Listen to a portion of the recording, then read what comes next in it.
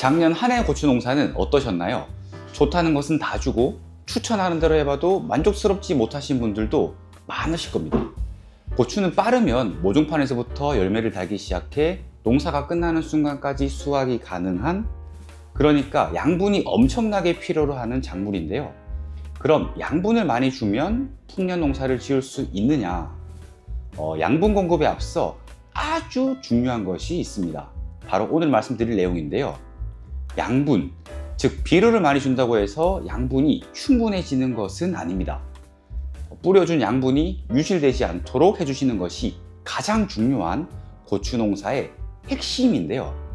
토양이 비옥하고 건강해야 뿌리가 튼튼해지고 뿌리가 튼튼해야 싱싱한 고추를 다수확할 수 있기 때문입니다.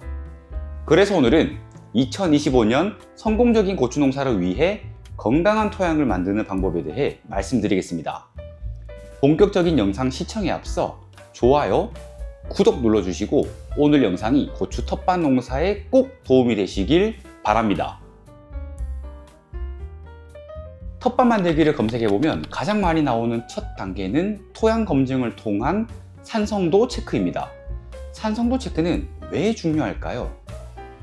산성화가 진행된 토양은 양분을 머금을 힘이 없어 비료를 아무리 뿌려주어도 양분이 모두 유실되고 맙니다.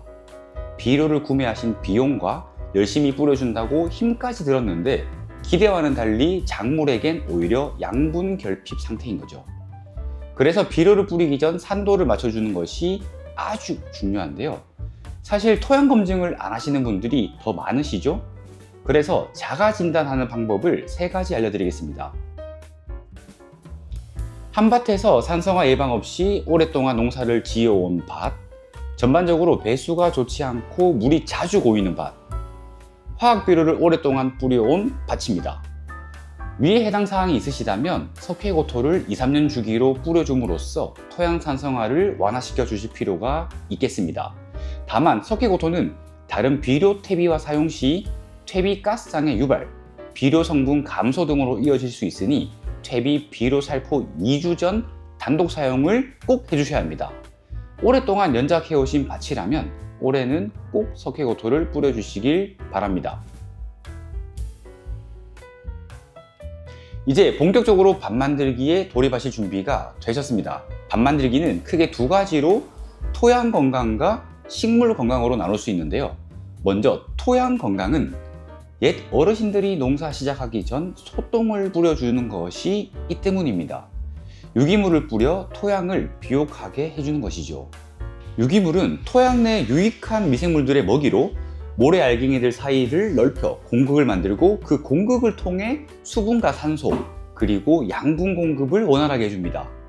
또한 분해되고 남은 유기물들은 양분들을 저장할 수 있는 공간, 즉 양분들의 집을 많이 만든다고 보시면 되는데요. 집이 늘어난 토양의 양분들은 많이 저장해 두면서 식물이 필요할 때마다 공급을 원활하게 해주는 것입니다. 이 유기물의 대표적인 비료는 퇴비와 유기질 비료가 있습니다. 퇴비를 완전 발효하여 한 번 더 가공한 제품이 유기질 비료인데요. 발효가 덜 된 퇴비는 분뇨 냄새가 상당히 나며 작물을 바로 심는다면 가스장애를 유발하고 복합비료와 함께 살포 시 복합비료의 성분도 함께 휘발되어 비료 효과가 감소될 수 있습니다.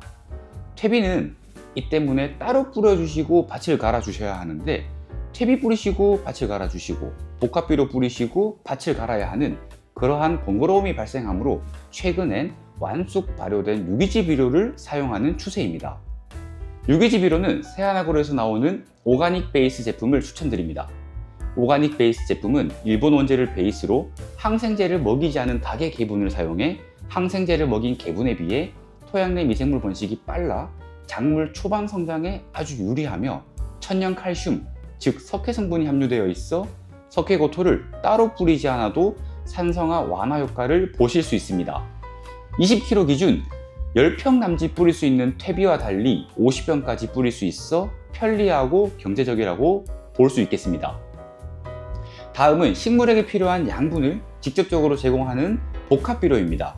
다량 원소로 성장을 담당하는 질소, 열매 뿌리에 관여하는 인산, 칼륨과 다량 원소보다는 비교적 소량 필요하지만 영양 밸런스에서 없어서는 안 될 미량 요소들이 함께 복합적으로 들어있다고 하여 복합비료라고 불립니다.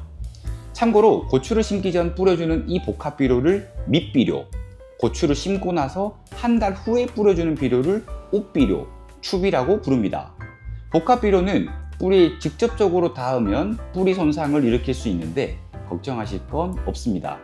유기질 비료와 복합비료를 고추 모종 1, 2주 전 함께 뿌려 토양으로 전부 흡수될 수 있기 때문입니다. 유기질 비료와 복합비료는 고추 수확이 끝나는 그날까지 토양에서 지속적으로 공급을 해야 되기 때문에 토양 전층에 분포할 수 있도록 뿌리시고 토양을 갈아주시면 되겠습니다. 그리고 2주간 기다려주세요. 유기질 비료와 복합비료를 뿌리고 2주가 지나면서 비료 성분들이 잘 자리를 잡았을 겁니다. 그러면 작물을 심기 전 마지막 단계만 남은 셈인데요. 토양살충제, 토양살균제를 뿌려주시고 두둑을 쌓아 멀칭 작업을 해주시는 겁니다.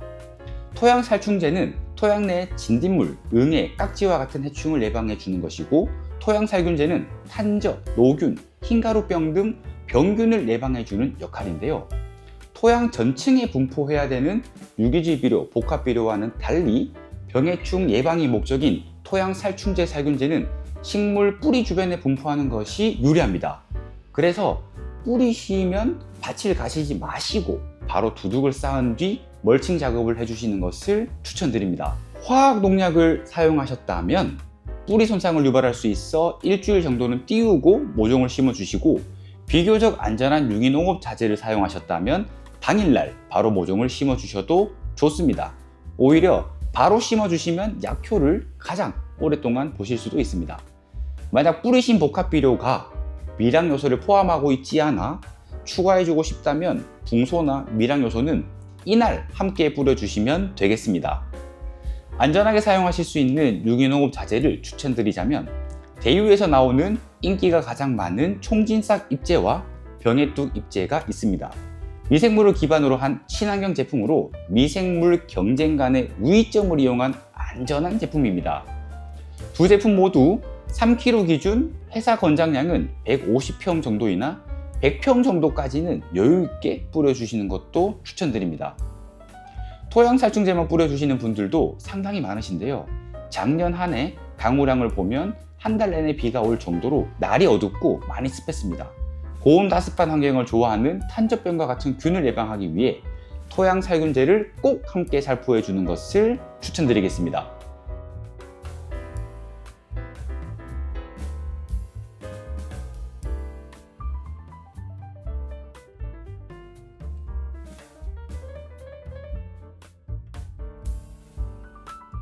오늘 준비한 건강한 토양 밭 만들기는 여기까지입니다.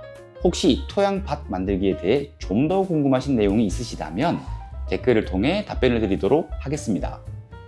지역마다 밭마다 날씨와 토양이 다르기 때문에 농사라는 것에는 정답이 없습니다. 기본적인 틀을 지키며 원리를 알아 제 밭에 맞는 농사법을 구축하는 것이 성공 농사로 갈 수 있는 길입니다. 텃밭 농사 하시는 모든 농부님들의 행복한 농사, 건강한 밥상이 되는 그날까지 좋은 정보를 드리도록 노력하겠습니다. 끝까지 시청해 주셔서 정말 감사드립니다. 다음에도 멋진 영상으로 다시 찾아뵙겠습니다. 감사합니다.